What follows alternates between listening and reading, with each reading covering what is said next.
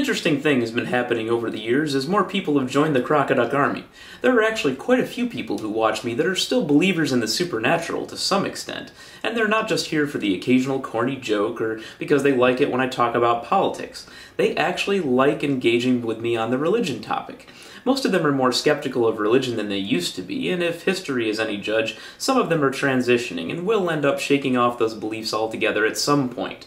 For my part, I don't really feel the need to push them any further toward aligning their thinking more closely to mine, at least not in any personal way, because the fact that they are already making an honest attempt at listening to me tells me that they're probably not fundamentalists. That's a far more important point to me than pushing an all-out war on religion mentality. A few times recently, I've received private messages, often written in sort of a sheepish tone, something akin to a confession, telling me that they enjoy my videos, but for some reason are compelled to admit to me that they still believe in ghosts, or that they still pray despite no longer being Christian, or that they believe various other things about the universe, despite understanding through listening to me and others on YouTube that they probably have no sustainable reason to do so.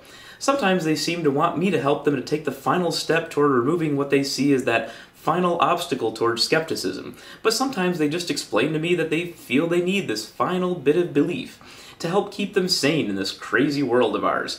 Whether it's some sort of ancestor worship or a happy, frolicking in the forest version of paganism, my reaction is generally that it doesn't make sense, but if that's what makes you happy and you're not making laws around it, well, then go for it. If you pagans ever discover a wood nymph, though, please introduce me. Humans are, of course, social animals, and as such, we need other people. Even those who complain bitterly and almost constantly about humanity often do it in a public forum. It seems to me that even the act of finding an audience to complain to is an admission of needing others to get along in life. I've heard some people discuss the subject of community here and there as it relates to deconversion, but I think these kind of messages I get point directly to a need to give that more attention.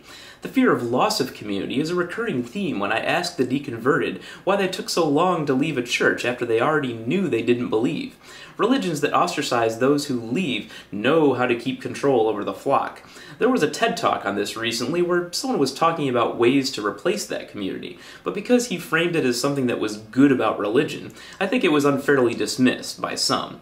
It's really just about being human, not about religion at all, so I don't see a need to save any proverbial babies when throwing out the proverbial bathwater. The precious babies. So delicious. Delightful. Yes, delightful. You may want to look up your local Unitarian Universalists if you want to talk about spiritual matters and keep the fellowship, but ditch the dogma. I went to one recently with Mrs. Zaunstar at her request because she felt like she needed some spiritual connection and wanted me along for her first visit. The service largely consisted of the pastor talking about some actually quite interesting episodes in religious history around the Protestant Reformation, with no sugarcoating of the violence surrounding it. And then she went on to generally praise those who put humanity first, and asked a lot of good open-ended questions to consider. This was in stark contrast to the many Catholic services I've been compelled to sit through over the years, where there was absolutely no intellectual challenge at all, and everyone was spoon-fed the same happy company line, held up by the same organization that vilifies abortion and same-sex marriage, but for decades protected those who rape children. When sampling the various chilies being served for lunch afterwards at the service, one of the regulars asked me what my thoughts were on religion.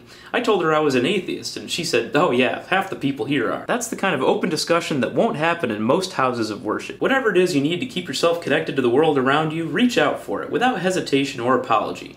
I'd encourage your beliefs to have an intimate connection with reality, but I have neither the will nor the right to enforce that unless it's affecting me. If it's joining a meetup group of some type, then do that. If you just want to make a comment on this video, then go ahead and do that. And I'd encourage you to get to know some of your fellow Crocodile Army members too. Reply to the previous commenter if you feel like doing that. I'll read every single comment as I always do, and we'll make it a point to respond to even more of them than usual on this video. We can crowdsource this atheist fellowship thing right here. The Crocodile Army chaplain is here to absolve you of your atheist sins.